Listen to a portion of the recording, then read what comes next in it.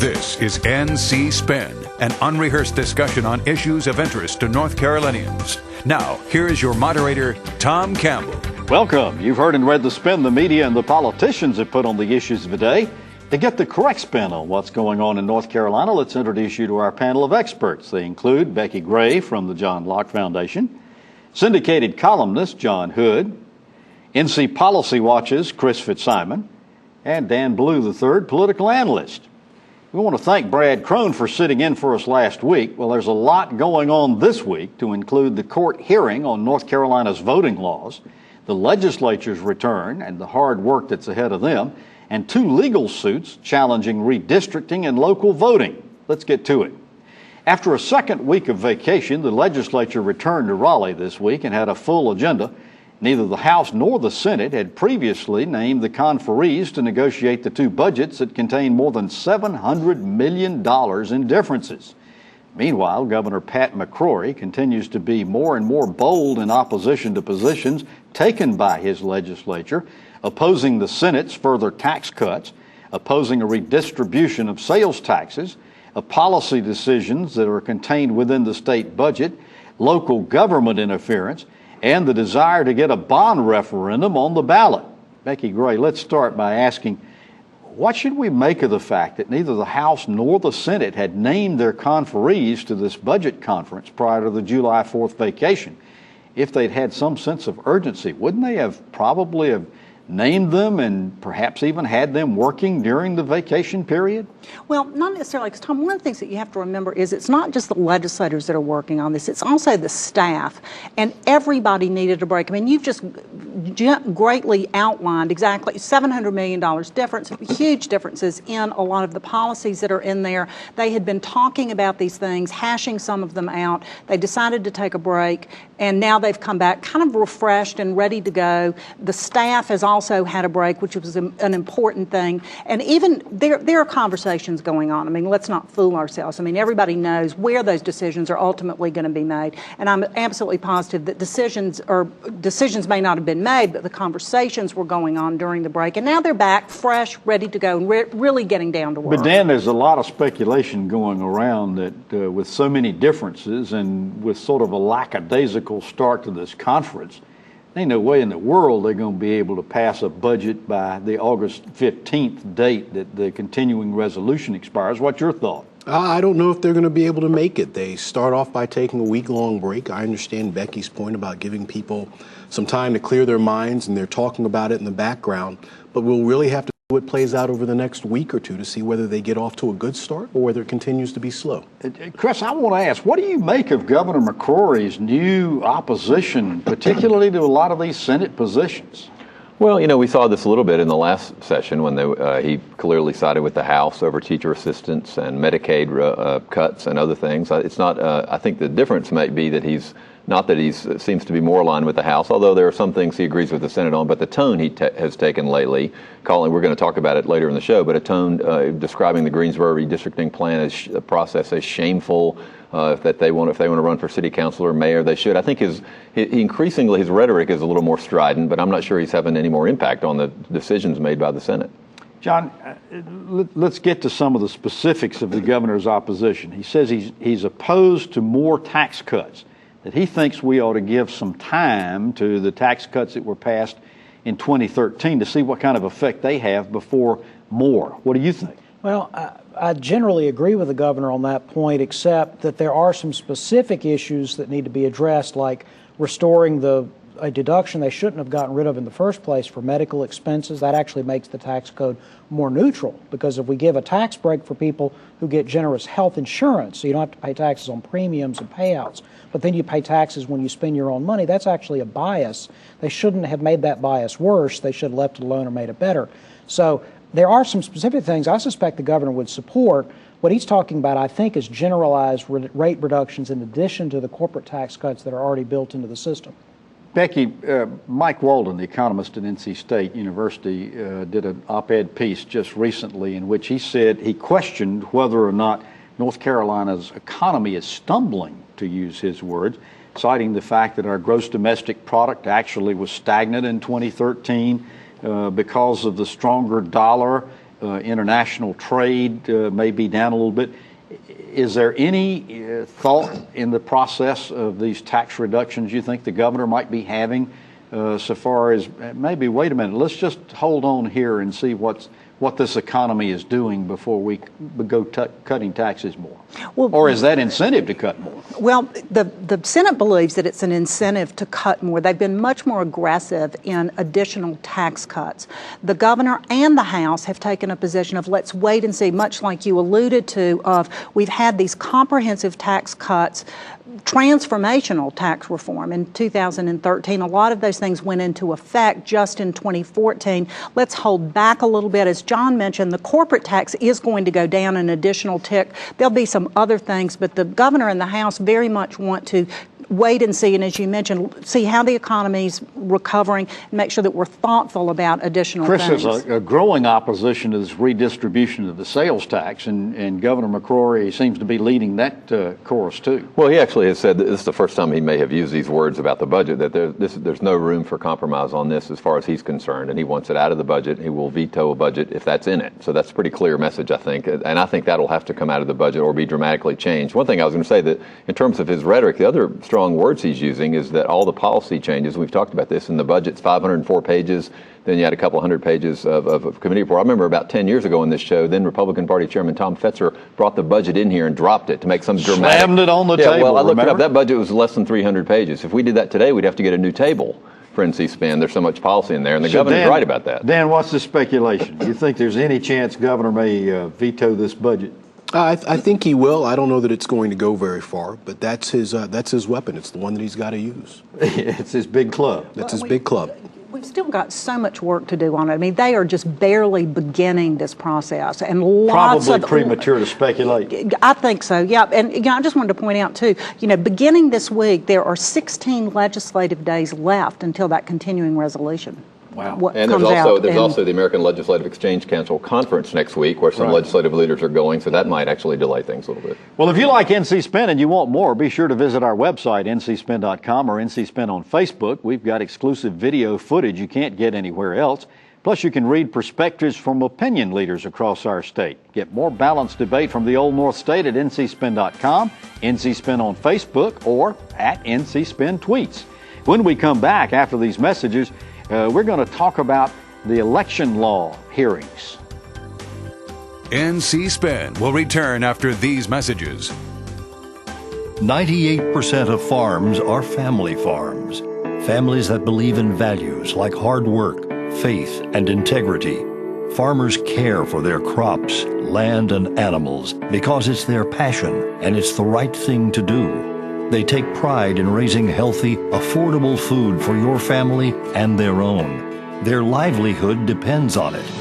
At Farm Bureau, we believe in farmers, their values, and their way of life. Clean transportation options can help you fuel what matters. We're fueling what matters to us by converting our fleet of collection trucks over to compressed natural gas. It's a good, smart business decision, and having the air cleaner is something that benefits all the families that work with us. We use biodiesel in our heavy equipment. We've got propane in a lot of our police cars, and we've really embraced the electric car. Join the city of Raleigh and fuel what matters. To learn how you can fuel what matters, visit fuelwhatmatters.org.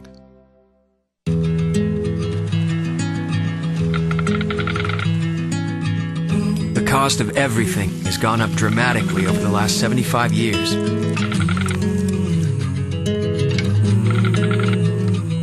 With one exception, keeping electricity affordable. That's the power of your co-op membership. Learn more at togetherwesave.com. North Carolina's Touchstone Energy Cooperatives, looking out for you. We now return to NC-SPEN. This past Monday, North Carolina's election law reforms went on trial in Winston-Salem. This is a case with so many moving parts, it's hard to summarize, but let's try. In August 2013, the legislature passed major revisions to our state's election laws that required an identification before someone could vote, restricted the number of days for early voting, eliminated same-day voter registration, and out-of-precinct provisional ballots. At almost the exact moment, the U.S. Supreme Court eliminated provisions requiring pre-clearances for election changes under the Voting Rights Act.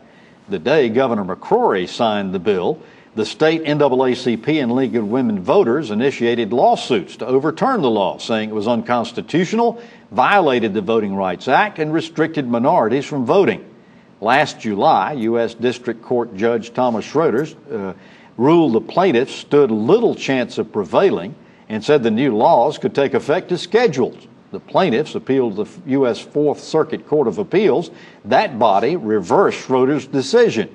Then the state asked the U.S. Supreme Court to stay the circuit court's ruling, which it did, allowing the new laws to be used last November. But weeks before the current court case was scheduled to begin, the legislature mysteriously softened many of the voter ID provisions. Chris, activity outside the courtroom this week may have been more interesting than what was going on inside. The NAACP and others in the Moral Monday movement staged a protest parade last Monday proclaiming this was North Carolina's Selma and demanding the end of the laws that discriminate against minorities. The state Republican Party started a controversial website named Immoral Monday and claimed that the unions were funding the Moral Monday movement. Does all this extracurricular activity have any impact on what's going on inside the courtroom? Well, I certainly hope not. That I'd like to think that we have, and I think we do. I think we have a federal court system that listens to the facts, adheres that the court system is working the way it's supposed to work. You mentioned the first level of courts found in favor of the state. The Court of Appeal said reverse that, and the Supreme Court now has taken it up, ordered this trial. We're having a trial. We're going to find out what the court thinks. I do think there are a couple other things. You said in your intro that happened sort of the same time. The Supreme Court overturned that section of the Voting Rights Act. That actually happened before the bill was passed, and the initial bill just had voter ID in it. Then Senator Apodaca famously put everything in the kitchen sink in the voting bill once he thought that the Voting Rights Act no longer applies. We're going to see what the court thinks. There's no question this is going to impact voters and has impacted voters. The question is whether it's unconstitutional. John, how do you make this charge that this is North Carolina's Selma? I think the charge is appalling, honestly. I think it is absolutely a horrific, inappropriate comparison. Essentially, what you have to do, if you're the plaintiffs in federal court, is you have to show that practices that are perfectly legal in other states, places like New York, that have been upheld in other states, are unconstitutional here. Now, it's not impossible. The argument is essentially a retrogression argument. If you make it easier to vote and then you take it back, that's different from never taking an action legally. That's the argument. The question is exactly what does that mean? The Supreme Court has given people lots of different precedents. There's a reason why this is constantly litigated. But ultimately, they are trying to prove that North Carolina, where it is easier to vote than it is in New York State, is somehow engaged in 1950s-style voter suppression, and New York State isn't. It's just a hard argument to make. Dan, I was going to ask you, in the opening statements, the lawyers representing the governor and the state admitted that North Carolina does have a history of discriminating against minorities in voting. But then he turned around and said our history wasn't on trial here, that what was on trial was that whether the new laws were discriminatory or not. What's your take on that? Well, my take is simple. You have to use history as a context for all of this. I mean, that's why the voting rights legislation exists. North Carolina has emerged, I believe, from many of the maladies that that the South faced, and it's a question of impact. We have to look to see what this voting rights legislation in North Carolina Well, let's do just exactly that, because last November, when these laws did take effect, Becki, actually minority voting increased over what it had in previous years. Does that make their point moot? It would seem to. It would seem to, certainly. And also voter participation goes up, not only for minorities, because people believe that there's more integrity built into the voting system and that their vote actually counts. And, one of the things that I think is kind of puzzling is most of these provisions that are being litigated through the courts, North Carolina is is actually an outlier in that more states do these things than we do. I mean, we have very liberal voting and more liberal voting laws than most other states do. I think it's interesting too that the General Assembly made some changes to the voter ID requirement that the judge then pulled but he says that he's out. not even going to consider those in this hearing. Yeah. Of course, but the General Assembly made those changes because they would lose the lawsuit if they didn't make those changes, because people were being charged for their voter IDs when it's supposed to be free. If they're charged, it's a poll tax. So but last July, Schroeder said that he did not see any way in the world that the plaintiffs were going to be able to prevail based on the merits. Well, but the lawyers for the Republicans, and there were depositions that people went to get their ID and were charged another money, and which is unconstitutional. Right. And there were other instances where people couldn't get them. So clearly, the law was too strict and went too far on the voter ID provision, and the legislatures admitted that by changing it. Wait a minute. You just made the case that the reason why they may have pulled back on that is not the way the law is written, but the way it was implemented. That is a different argument.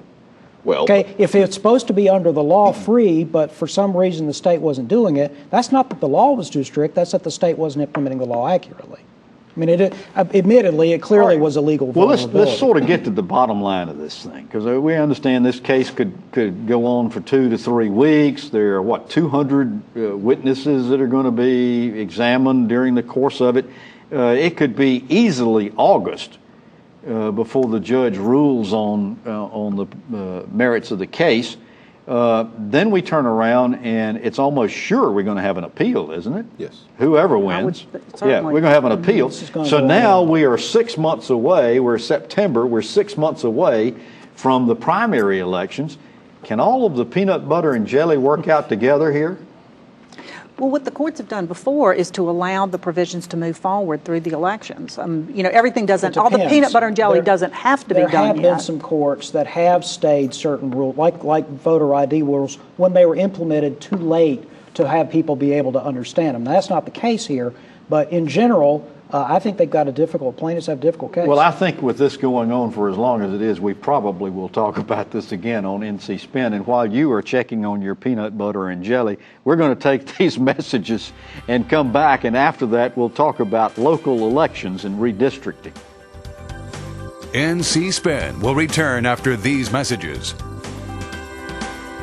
It's a fact. Patients who receive care in the medical home from a trusted family physician reduce healthcare costs through prevention, early detection, and affordable management of high-cost chronic diseases. Every dollar invested in healthcare matters. Let's invest them wisely. Building on North Carolina's medical home model, better health begins with a medical home, a trusted family physician, the best return on our healthcare investment. Learn about the importance of medical homes at ournchealthcare.com. Does your North Carolina business or organization have a story to tell? I'm Richard Campbell, and at Carolina Broadcasting and Publishing, we help tell stories that connect you to the people who will respond. We take the time to understand our clients' needs and what makes them unique. We craft their stories through the efficient use of words, images, and videos that resonate with their desired audience. We also know that a good story is incomplete without a call to action. On video, on air, online, and in print, from concept to final production, no one can help tell your story more effectively or affordably than we can. For special introductory offers, visit carolinabroadcasting.com or call 919-832-1416. Again, that's carolinabroadcasting.com. Let us help tell your story today.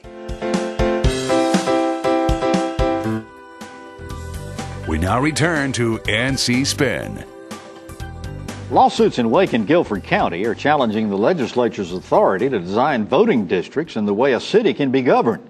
In Wake County, the County Board of Elections wants to overturn the legislature's redrawing of school district changes that challenges say dilutes the voting strength of city residents who largely vote for Democrats over county residents who more frequently vote for Republicans.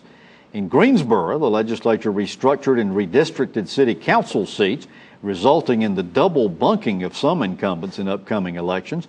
Can they legally do it?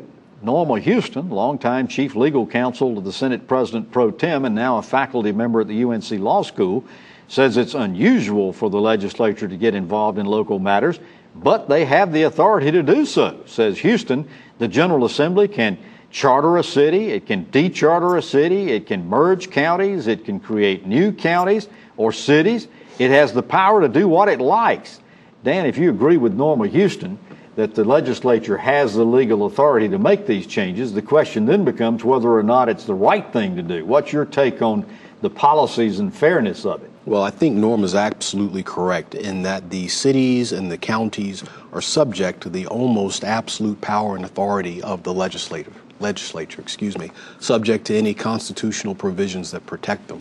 While they have the authority, I think it's terrible public policy. And we keep hearing that. You have the ability to do these things, but why on earth would you do them?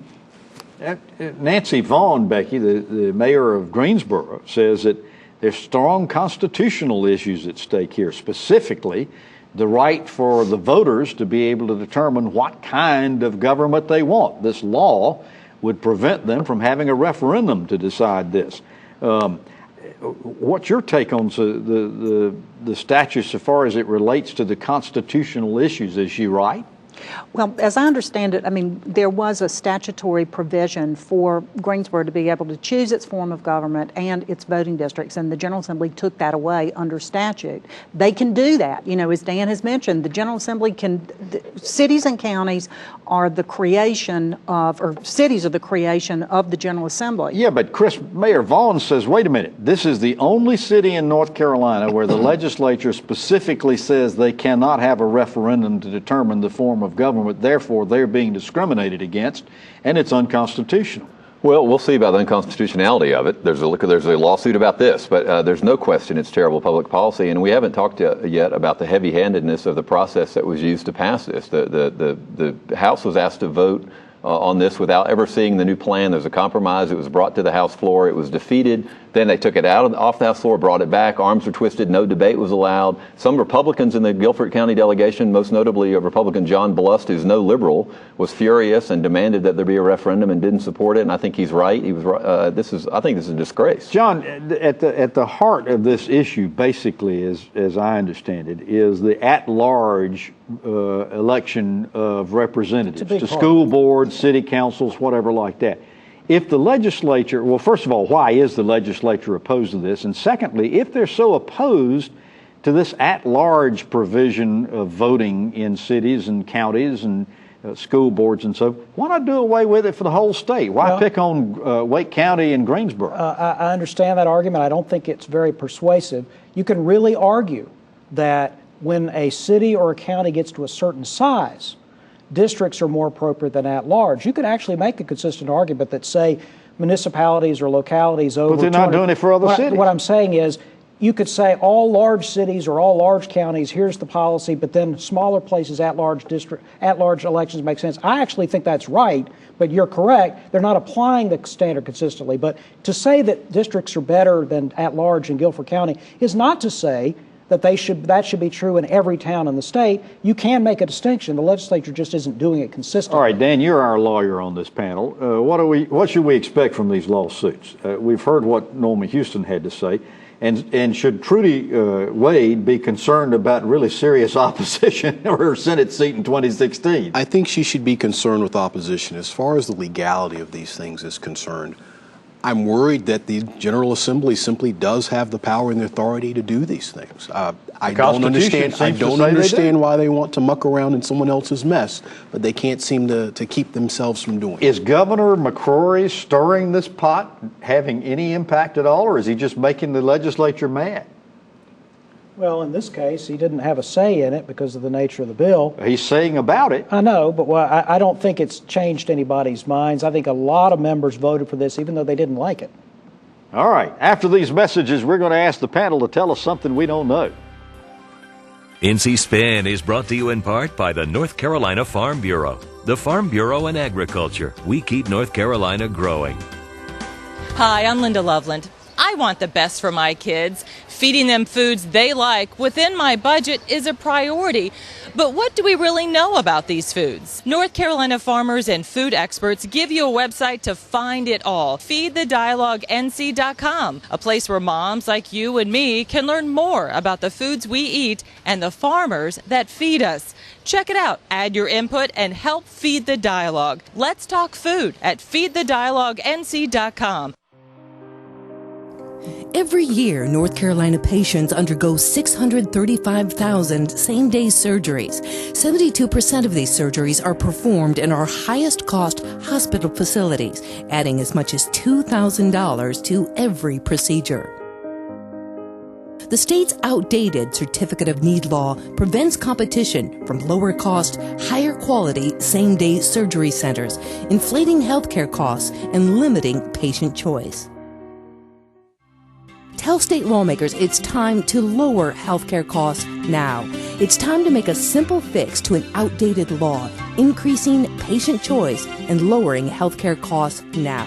You can help. Visit reformconnow.com and tell lawmakers it's time for a simple fix to an outdated law. It's time to lower healthcare costs now. All right, we're going to ask the panel now to tell us something we don't know. Chris Fitzsimon, we'll start with you. News broke, I guess, a week and a half ago that House Speaker Tim Moore is going to be paid $25,000 a year to be the county attorney for his home county of Cleveland County, plus $250 an hour. He had an ethics commission informal ruling saying that's legal. That doesn't make it right. I think it's time we figure out ways that leadership doesn't have conflicts of interest. Well, his contract says he'll advise them on legislation. He decides what legislation comes up. I think this is a very problematic area the Speaker's getting into. Dan, tell us something we don't know. Well, this week we're going to start getting video and pictures back from Pluto. And that's basically because 9 years ago, NASA launched a probe to the outermost regions of our solar system. Every time NASA does something like that, all I can do is think about the fact that it took a great deal of skill, planning, vision, tenacity, and persistence. And I wonder where North Carolina is going to be 10 years from now. Given the same amount of time, I guarantee we won't be 3 billion miles away. Interesting. Becki, tell us something we don't know. We've talked about the budget a little bit. The most significant thing in that budget can be found on the Senate budget on page 26 and 27. And it is a provision that would set up a web portal that all of the state agency budget and spending would be available online, as well as counties, cities, and local education agencies. This could be the most important thing in the budget, most important thing for North Carolina that we'll see this year. Can they pull it off, you reckon? It's in the Senate budget. All they have to do is vote for it and put it in the conference. Can the government agencies Absolutely, pull it off? yes, and they've made that as part of the governor's IT Modernization Act, and they've made it one of the top priorities that will be done in that modernization. John, tell us something we don't know. Speaking of local elections, we actually do have a local election cycle coming up this fall. We haven't talked much about it. Perhaps the most interesting race is Charlotte's mayor's race. It's one of the few cities with partisan elections and partisan primaries. There'll be at least 4 Democrats in the primary, including the incumbent Dan Clodfelter. There'll be 2 Republicans in the primary, both former party nominees for mayor. Wow. So a very competitive race, at least in the primaries. You're not making any predictions? I have no idea who's going to win the primaries. I'm fairly certain I know what's going to happen in the general election. And that is? I think the Democrats have an advantage at this point because most Republican voters in Charlotte have now moved to other places. All right. Well, you've heard our spin on the issues of the day. To stay informed all during the week, give your feedback, read our weekly column. Be sure to visit our website, ncspin.com, or catch NC Spin on Facebook. And we hope you'll join us next week when we'll have more balanced debate for the Old North State. Until then, stay informed and watch out for the spin. Join us next week and get the spin on issues facing our state.